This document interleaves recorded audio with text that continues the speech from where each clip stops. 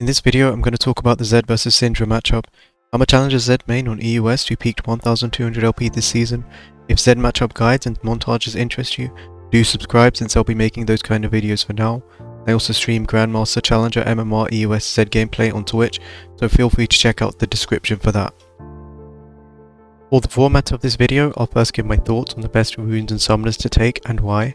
After that, I'll talk through tips and tricks that you can utilize throughout the game, starting from level 1 and going upwards. Finally, I'll talk about the best skill max order and item builds against Syndra and wrap up my final thoughts. So let's get into it. For runes, I like going Conqueror because you can beat Syndra, you can kill her early on in my opinion. Level 4, 5, 6, 7, 8, 9, like these levels I think you can kill her if you play it correctly and you space her spells well. So when you have kill pressure at those sort of levels, you usually want to go Conqueror. So against Syndra, I think Conqueror is the best. And then Presence of Mind for the scaling, Alacrity for the... of course, it's better than these two, because throughout the game, Alacrity is always going to be good. Same thing with Last Stand in various situations, various skirmishes and team fights. Last Stand is going to be more active. Or active more often, rather. Then for the secondary runes, I usually like to go Transcendent and Nimbus Cloak with Flash and Ignite, because Nimbus just allows you to chase her down when you ignite her, once you dodge her E and you go in. Transcendence gives you that 35 haste once you finish Hydra, which is good for your when you WEQ, you'll be able to Q again quite comfortably. It's quite nice for that, so Transcendence is good early on. And then of course Adaptive, and MR for the runes. First Strike is an option in this matchup for sure, especially if you go Teleport. You know, you're going to outscale the Syndra, kind of, sort of. I mean, she's going to have a bunch of damage, but you will still have a lot of flexibility. So in the team fights, you'll be able to outscale that way. So, you know, getting items fast is good. You can go First Strike. I just think Conqueror is better with the Ignite, and I think it's more fun as well, so there's that. If you want to take Ghost instead of Flash as a summoner spell, then taking Magical Footwear and Cosmic Insight is better than going Sorcery, because you don't need Nimbus Cloak as badly. The movement speed is not as valuable when you have Ghost. Although I don't recommend it, you should go Flash with Transcendence and Nimbus in my opinion, because it's easier to pull off. For summoner spells, I recommend going Flash and Ignite. If you have the Conqueror page that I talked about earlier with Sorcery second. Otherwise, you know, with Ghost and Ignite, you would want to go Inspiration second. And if you go Flash and Teleport, you usually want to take the First Strike page. So that's basically the summoner spells in a nutshell. With that being said, in conclusion, I think the Conqueror with Sorcery page, Flash and Ignite is going to be the best and give you the most kill pressure. I like it the most, I enjoy it the most. Actually, I enjoy the Ghost one the most, but that's a new sort of build that that I found. But I used to like the Flash and Ignite one the most, and it's easier to pull off, so do that. Level 1 against Syndra, you want to play around her Q range, just sort of space in and out. You want to bait her to walk forwards to you and auto attack you while the minions are in a position to re-aggro onto her, so that, you know, the minions re-aggro and then the wave pushes to you faster, since with all Zed versus ranged matchups, you don't want the enemy laner to crash the first 3 waves all at once. You want the first 2 waves or the first wave to crash like that, so that the bounce isn't too hard and you have a chance to get level 3 first, that sort of thing. But for Syndra specifically, you can space her Q, and then you know, a thing I like to do is if she walks too far forwards so that you're sort of in her Q range, you're well within her Q range, then you can, you know, try to run away and pretend that, you know, you're playing dumb and you're not going to juke. But then when you think she's going to Q, just run back towards her, like aggressively walk back into her, and that's a really good way to dodge her, both her Q and her W in my opinion, because it's very unpredictable. However, dodging in that way is only really feasible when her E is down, so keep that in mind. When dodging her spells, try to think a bit more in her perspective and when she's going to use her abilities. I think this way it's like a bit easier, right? If you know exactly, you know, if you have a good feeling of when she's going to use her Q or her, you know, her spells, then you can sort of react a bit quicker, right? If you know it, if you know a couple seconds prior, makes it a lot easier in my opinion. Other than that, you want to farm with your Q until you're level 3, at least level 3, and then once you're, post level 3, there's a good combo you can use, especially if the wave is on your side of the lane. You can sort of walk up to the Syndra, WE, and then, as I was saying with the sort of perspective thing, think about when she's going to use her QE and be very ready to use your W, your W2.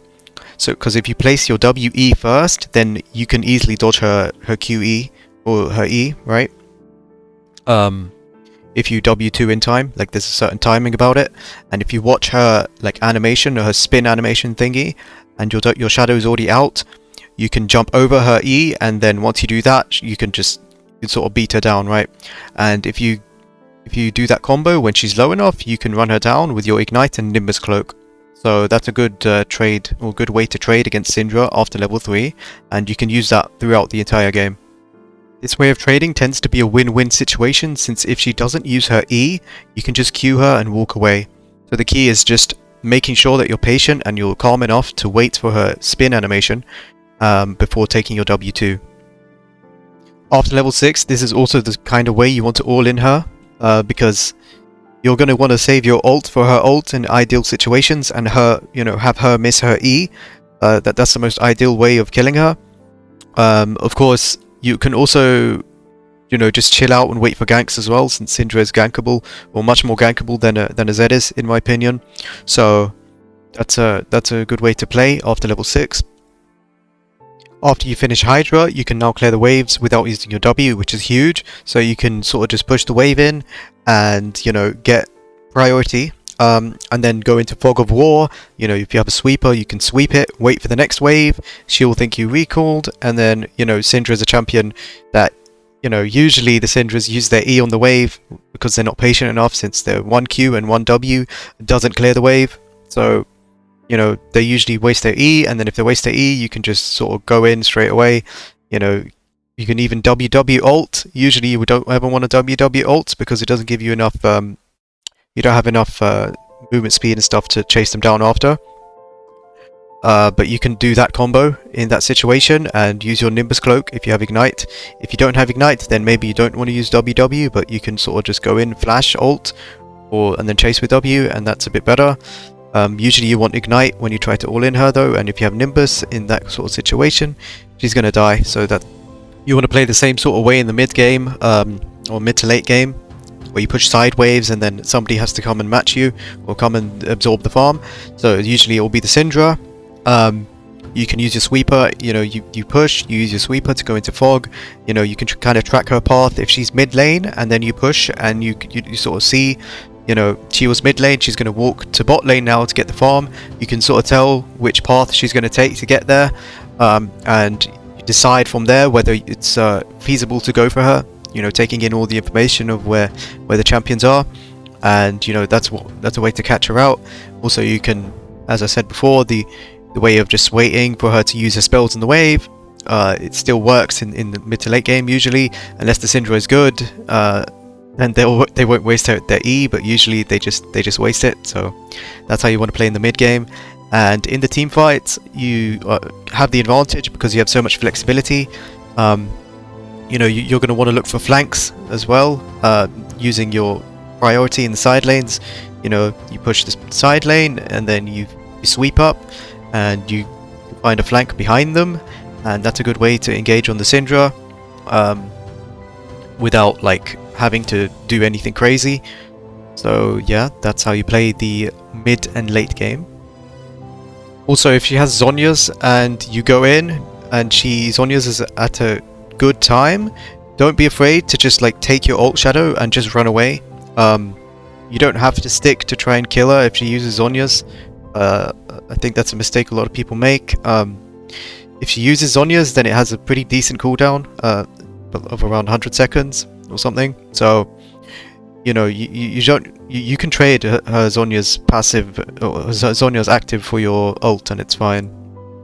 For items, you obviously want to rush Hydra first, Ionian Boots second, and then if you're ahead or even, I like going Cleaver, after that, because I think it gives you a lot of defensive utility stats, which is really good when you are not too behind the item curve. Then you want to go Duskblade into Grudge, very standard build. Into I think Edge of Night usually is something that you would want later on against a Syndra. It depends on the team comp, of course. The last item usually depends on that. As I say in most of my videos, Serpents if they have a lot of shielding, Edge of Night if they have a lot of things that can catch you out. I mean, Syndra QE, a well-timed Syndra QE could catch you out.